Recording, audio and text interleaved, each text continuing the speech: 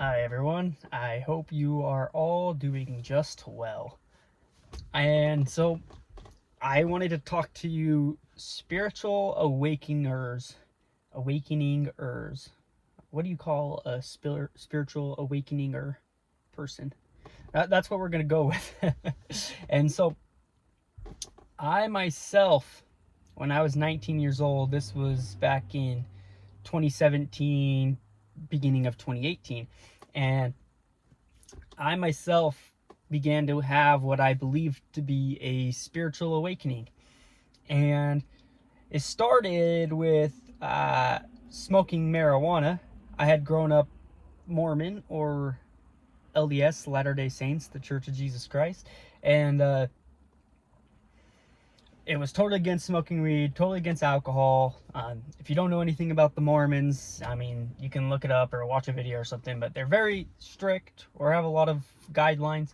Um, and I followed them. But then when I was like 18, 19, I had kind of strayed away and I began smoking weed with my friends. And one of the very first times that I was smoking weed, I kind of just went away from everyone because I was so interested in the experiences I was having and what was going on in here, um, that I kind of wanted to discover it for myself. And so I went into a room alone and I started thinking or wondering, like, whoa, what is the point of life? Or what is this whole experience of life? And basically, I would just had this thing of I wanted to know what was true. And uh, as I was having these thoughts and wonders, I began to see these crazy visions.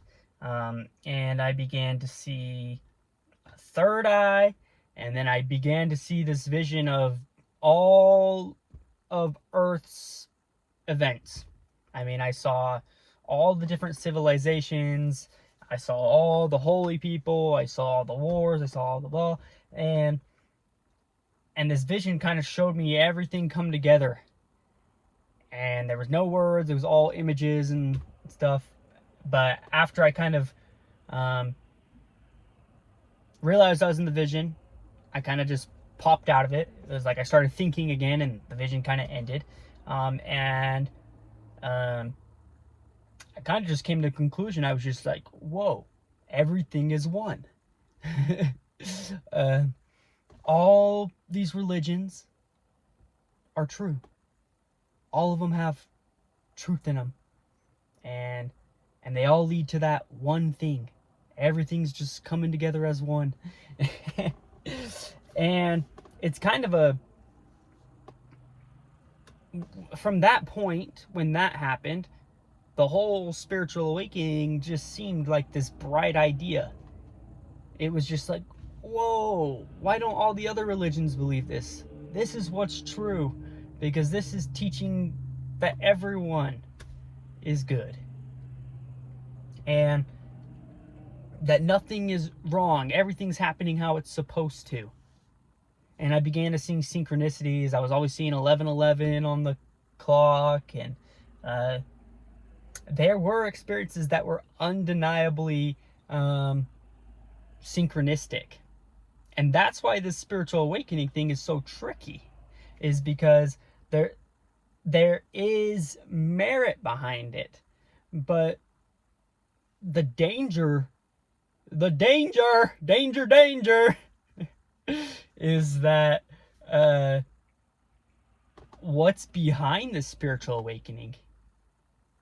Because a lot of people start to believe in what's called the universe.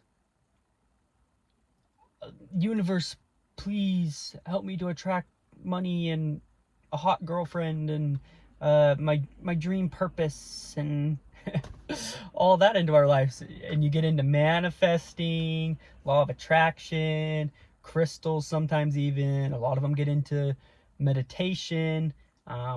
And some of these things aren't completely bad. I don't think meditation is completely bad. I think where meditation comes from, there's a lot of demonic ties and roots into it. You can do your own research. You can find out for yourself. I mean, I was deep into this stuff. Meditation comes from Hinduism. Think of all the gods and learn about the gods of Hinduism, Kali and Shiva, and even Krishna, all those guys. And anyway, anywho, yeah, it seems like a bright idea at first. It seems very magical. That was what was drew me in so hard, was that it was fun. It was exciting. I felt like my life was not only changing, but that it was like I was awakening. That's why they call it spiritual awakening. I felt like I was waking up to this whole world was a lie, and that I was becoming enlightened.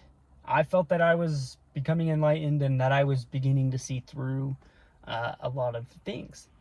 And the reason that this is so dangerous is because it dissuades you or persuades you, however you want to look at it. It persuades you into all of this empty stuff. So empty as in manifestation.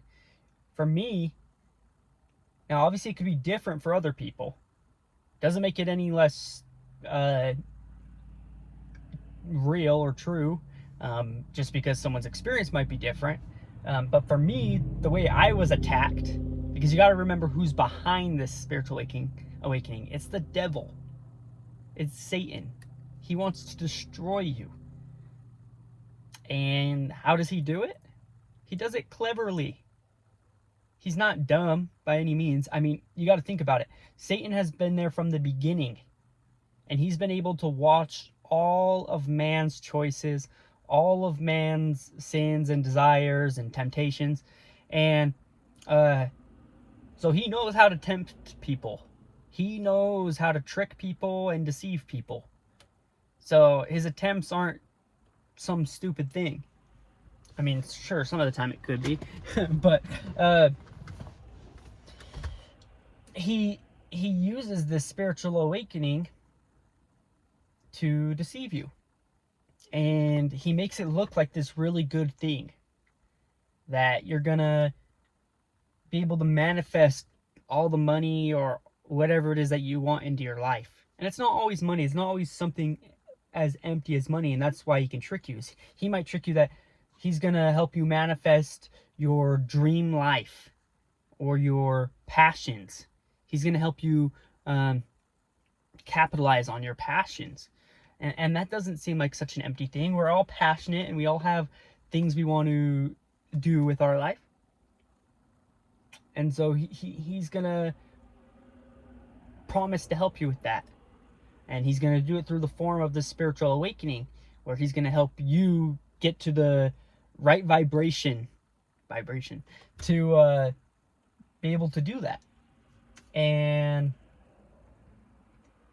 in the spiritual awakening thing, he began in my life to disguise himself as the universe.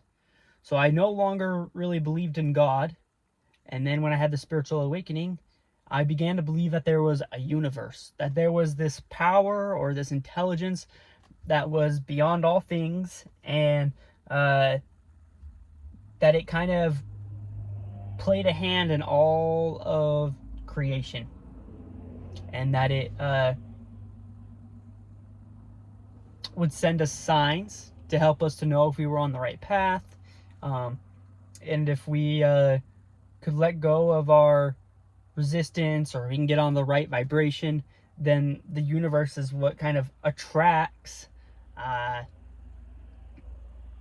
things into our life. Like if you're on a high vibration and you're not in resistance to money or whatever it is, then you can attract money into your life.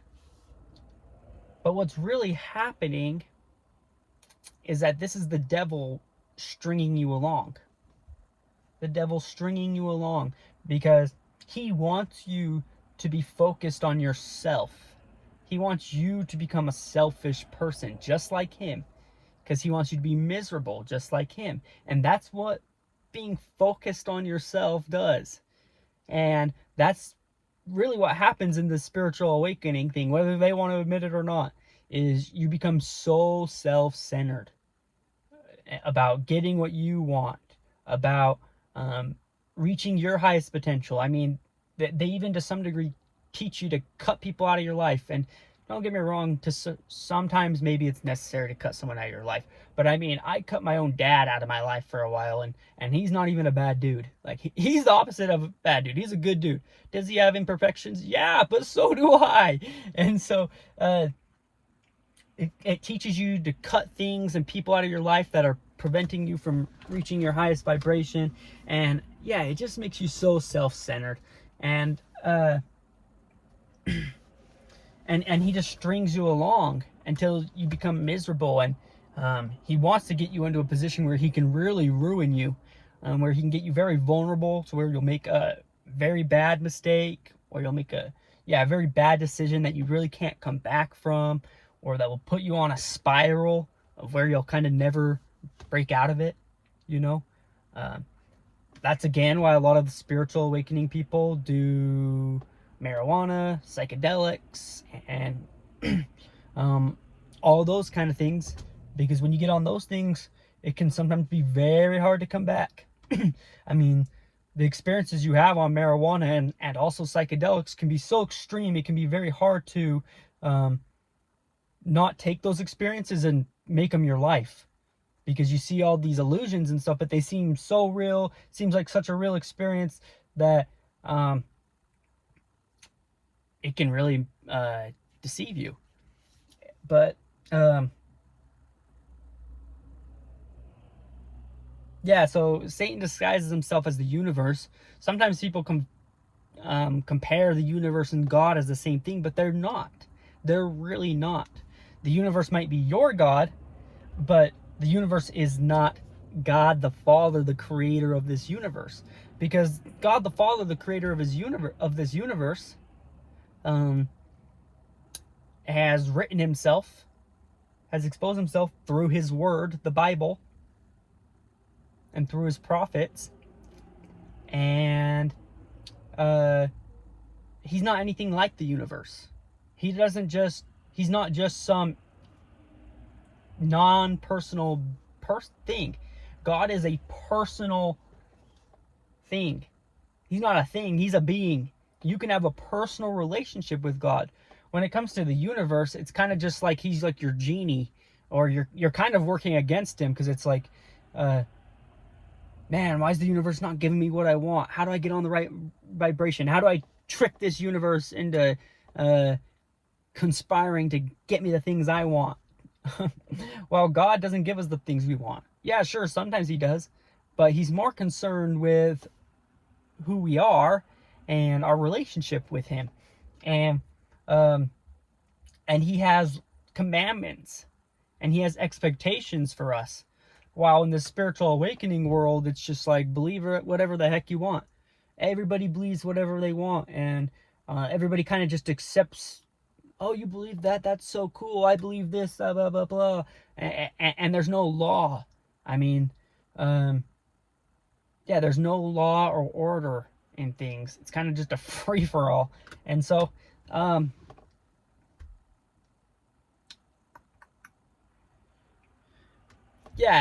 you might say, like, I mean, a lot of them will just say that, oh, yeah, God, Allah, Krishna, Buddha, Jesus, they're all the same. They're all the same. To me, it's all just one. And the thing is that they're so different. They're so different. You can believe the universe is God. You have the free will to do that. But the universe and the God of the Bible are totally, totally different. And so, I just wanted to make this video. I can't explain everything to you. I can make more videos. Hopefully, eventually I'll make podcasts where I can talk more about some of the things I experienced in New Age, and how I found out that it's a lie and a deception. But it's getting kind of dark here. And so I'm going to end with that. But I really hope you guys really choose to think about. I'm not telling you just to agree with what I got to say or believe what I say, but really begin to think and consider what's true about this world. What's true? Do I believe in this universe? Do I believe in all this spiritual awakening stuff where there's no real true belief on things and everybody kind of just throws in all their ideas, chakras, crystals, manifestation, and karma, and all that? Or do you believe in the God of the Bible? Do you believe in the accounts of Jesus Christ from Matthew, Luke, John, all his apostles, all the many people who wrote about him and his life, that he really lived on this earth? He's not some blue god like Hinduism. He's a real man that walked on the earth in a real place on the earth, Jerusalem. And he lived a perfect life. Do you believe in that? Or do you believe in the spiritual awakening? It's something for you to consider. But I love you guys, and I will see you in the next video.